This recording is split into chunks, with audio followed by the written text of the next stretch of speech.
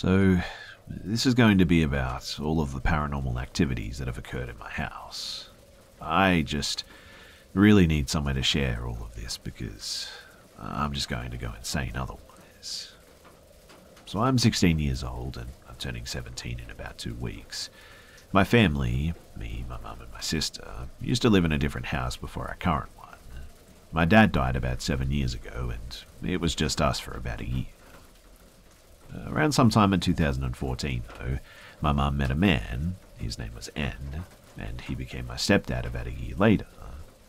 He has 4 kids from his previous marriage. They're W, A, J, and E. Our previous house was getting too cramped, so we all decided to build a new house that could fit all of us. The house got finished right before New Year's going into 2017. The land that we built it on used to be a farm and is basically in the middle of nowhere. Back in 2017, we only had around 2 or 3 neighbors, but now we have like 20 plus. Now, this house has always just given me a bad vibe, but the paranormal activity didn't start until around the end of May last year. I had seen a lot of videos on YouTube, specifically Sam and Colby, of people doing seances with spirits, and needless to say, I was very intrigued. I wanted to try it myself. I didn't have a Ouija board, but I did have some candles, so at around midnight on my birthday, I went down to my basement, which is pitch dark, and I lit some candles. I arranged them in a pentagram style, and I started to talk. I was asking all of the cliche questions, like, is anyone there, and are there any spirits that would like to contact me? After about 10 minutes of silence, I started to get discouraged, and I just gave up. I went to go and blow out the first candle, but was interrupted by a scooter being dropped on the floor. The floors in my basement are stained concrete floors, so this made a really loud noise. I was instantly paralyzed in fear. I couldn't move for about a minute. After a while, I chalked it up to being a coincidence, blew out the first candle, and as soon as I blew it out, the same scooter picked itself up again and fell down again. At this point, my adrenaline kicked in and I booked it for the light switch. As soon as I turned on the lights, a wave of relief washed over me. I picked up the scooter and carried it to the garage, then went to blow out the rest of the candles, but when I got back to the candles, all of them were already blown out. Quite honestly too, I think this probably scared me the most because I know that I didn't blow those out, and I remember them being lit right before I turned on the light, which means that the wind from me getting up and running definitely didn't blow them out, and the AC wasn't on at all as well, and it still bothers me to this day. I told my friends the next day. None of them believed me, except for one, my friend Y. He dabbles in stuff like this too. He does tarot cards and does all sorts of paranormal stuff. He said too that the next time that he was at my house that he would do a ritual to find out what was in my house. And the next time something happened was on November the 2nd in 2019. This was the day a bunch of my buddies came over for a guys' night. Since my house was supposedly haunted, my friend L brought a Ouija board too. Unfortunately, I couldn't make it to the guys' night to do the ritual, but that morning when I was cleaning up in the basement, which is where the party was going to be, I heard a commotion from upstairs. I was home alone though, but I didn't think too much of it, since my cats like to chase each other a lot, and I hadn't had any paranormal activity for a long time at this point. But when I got back upstairs, I noticed that one of my blankets from my room was now in the hallway. This actually scared me a bit, and as I approached my room with a kitchen knife, I noticed a sudden drop in temperature. The thermostat said it was 68 degrees Fahrenheit, but it honestly felt like it was about 30. I thought that somebody had broken in my window and I just left it open or something, but I was dead wrong. I turned the corner to find my door closed, which was odd since I never shut my door unless I'm sleeping. I opened my door though, and it looks like just a bomb has gone off in it. Almost everything in the room is overturned, and it looked as if somebody had broken in. My lamp was on the ground, my pillows and blankets were scattered randomly, my computer monitors were laying down on my desk, Thankfully, my bookshelf was tied to my wall, which most likely saved my TV in the end. I wasn't nearly as scared though until I noticed that my window was completely untouched and remained locked too. Then I noticed that none of my stuff was actually stolen, and there was a rotten stench that had not been there before. I searched the entire house for an intruder, but came up with nothing in the end. There was no way that someone could have broken into my house, because they just wouldn't have had enough time to get out without me finding them. The time between when I heard the noise and when I walked upstairs was only a mere 90 seconds. Nothing in the house had been stolen, and only my room had been wrecked. The smell soon disappeared before my parents got home, and they didn't believe me when I told them. But my friends believed me because I showed them a picture I took with my phone. Later that night, after hours of playing around, we decided to play the Ouija board in the end too. I can't remember what time it was exactly, but I'm pretty sure it was around 3 in the morning. All of us, except for 2 of us, gathered around the Ouija board.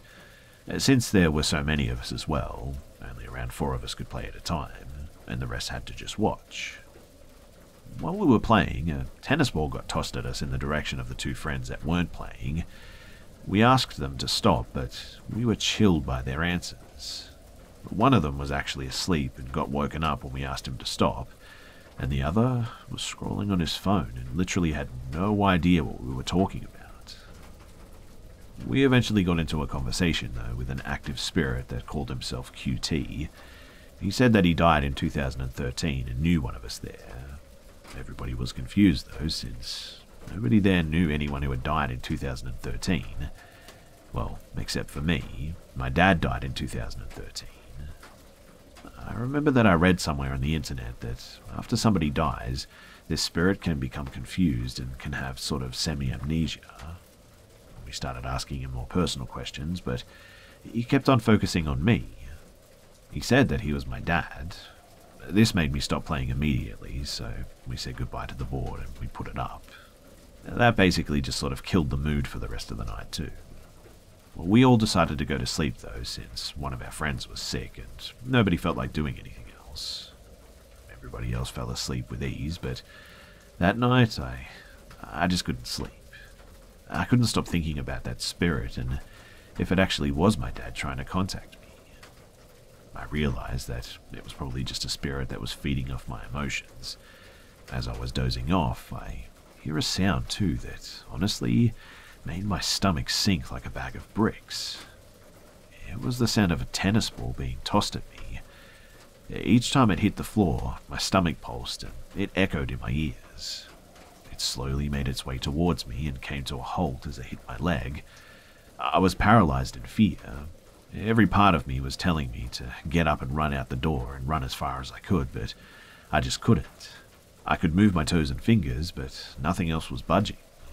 I forced myself to go to sleep in the end, which was difficult. I asked everyone in the morning, and my friend sleeping next to me said that he had heard it too, but he just thought it was one of my other friends pulling a prank on us. All of my other friends denied ever being awake and said that they didn't hear it. I can still hear the booms of that tennis ball hitting the ground to this day, though, and ever since that day, little things have been happening that I just can't explain. So around 5 months later, we had another guys' night. Luckily, I was there to do the ritual this time. After a couple of hours of recording a guys' night EP, we decided to goof off until it was about 3 in the morning again. Most of our friends are not believers, and I completely understand their reasoning, and no shame on them at all. But when 3 a.m. rolled around, me, Y, and a couple of my friends gathered around the Ouija board. Y cut out a piece of paper that looked like, sort of like a doll, I guess, while I poured salt around the board. He then said that there was one more ingredient: blood. We were all shocked when he started looking around for a knife too, and we tried to stop him, but he was just too quick. He grabbed a pencil and slightly cut his wrist. He squeezed out some blood onto the salt, then started to whisper some sort of a chant while putting his head down on the board. Me and my friends were really just frozen and sort of freaking out, but we'd never seen him do something like this, and nothing he ever did indicated that he was ever interested in this sort of thing. But he said that He had done this a million times apparently, and to relax. We ended up trusting his word and went along with this ritual. We burned the paper doll, and I had to say something that we'd keep secret our whole lives. Then we apparently contacted a spirit on the board. The spirit said that our ex-best friend, X, would be in danger and we would end up saving him. We all decided to take this to heart and let him back into our lives. This prediction has not come true yet, but it may have been a metaphor or something. Who knows? I can't really remember the rest of the night, and all of the photos have been deleted off of my phone. It was only a half a year ago, but that's one of the only things that I remember from that night.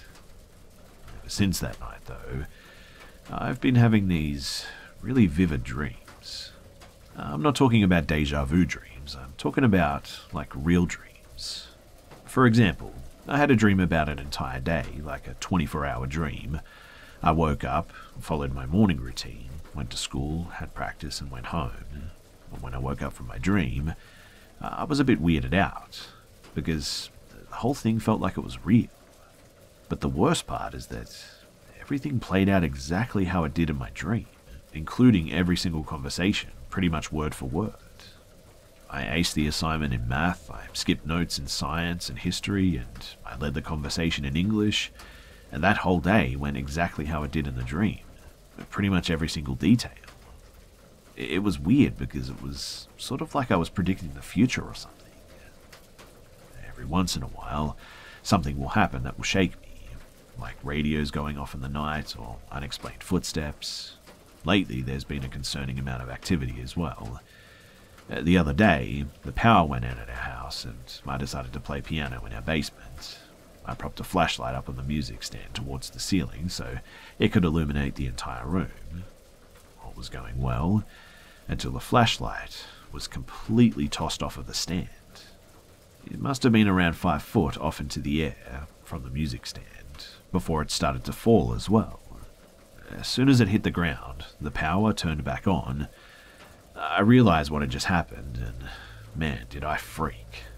I ran upstairs and told my sibling and parents, but nobody seemed to really believe me again. But whatever this thing is, it's starting to become more and more aggressive too. The past few nights too, I've been having the same real dream. In the dream, I'm playing piano in the basement. I'm playing one of my original songs until I hear a noise coming from the bathroom. It's crying. I can't tell who it is because the cry is never the same. The cry will be feminine in one moment though, and then in another it's a grown man. Then it's a child. I don't want it to hear me, so I slowly tiptoe to the bathroom, and on my way there I stub my toe on the cabinet. As soon as I do, the crying abruptly stops. I make my way over to the bathroom and open the door, and when I do, a shadow figure emerges from the bathroom and wraps its shadowy arm around my throat, and I'm dragged into the bathroom with it. And as soon as I'm dragged into the bathroom, I am always jolted awake. To be honest too, I didn't think too much of it, until I found myself playing piano last night. So I was working on one of my original songs when that dream came to mind. I remember everything vividly, and then I heard a horrifying sound. I heard that same crying coming from the bathroom. Adrenaline rushed through my body and my stomach sank as I came to the realization that I was reliving my dream again. I got up and I grabbed the guitar that was right next to the piano. I knew it couldn't be my siblings because I could hear all of them walking upstairs. I made sure not to stub my toe like I did in my dream, and I stopped in front of the door. It took all the strength in my body to wrap my hand around that handle. The crying continued to wail out through the basement until I turned that knob. It almost seemed as if the door handle was a switch or something too, because the moment that I turned the handle, the crying stopped. I gathered all of the courage left in my body and I swung open that door. I clutched onto the guitar and prepared to swing at the figure when I realized that there was nothing in that bathroom. I quickly turned on the lights and I searched the bathroom, but it was empty. A wave of relief hit me once again, and I just slumped over against the wall. I didn't have any energy left in my body, and I was sweating like I just run a 5K marathon. I just sat there in that bathroom for about 10 minutes, and then I got up and left. I came upstairs and found my siblings watching a movie that they had just started, so I sat with them and I watched the movies because I just didn't want to be alone. I stayed with them until the movie was done, and at that point, I had gathered enough courage to be on my own. I said goodnight, and eventually I went to bed. It was only 12 or 12:30, but to be honest, I didn't care. I was exhausted, and the entity or entities in this house are definitely becoming more active. My sister seems to think that this whole thing is in my mind playing tricks on me, but I don't know. I think that I know the truth. I don't know how my house is haunted since we built it ourselves, but it is. Maybe the land is cursed or something, or maybe it's the Ouija boards, but I don't really want to find out anymore. I'm about to be a senior in high school, and after I graduate, I'm going to try and get out of here as fast as I can. When all of this started, I was excited to have ghosts and spirits in my house. I mean, I was really curious, and I wanted to know more and see more. But now, I just dread this house. It doesn't help, too, that I'm forced to be in this house at all times due to the quarantine at the moment. I just want away from this whole ordeal.